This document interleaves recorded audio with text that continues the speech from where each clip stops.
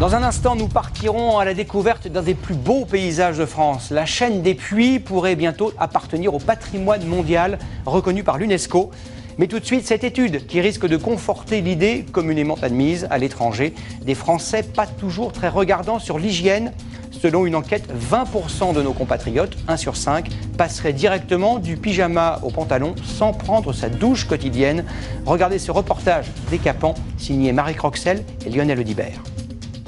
Il y a bien sûr, comme partout, les obsessionnels du lavage de mains et autres maniaques de l'hygiène.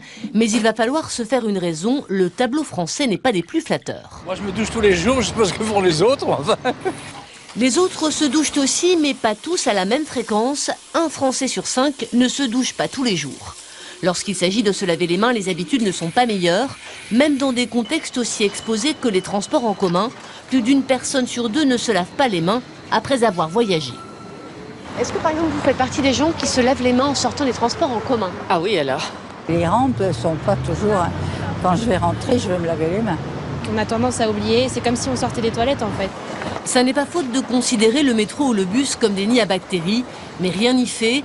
Une personne sur 5 ne se lave pas les mains non plus avant de passer à table.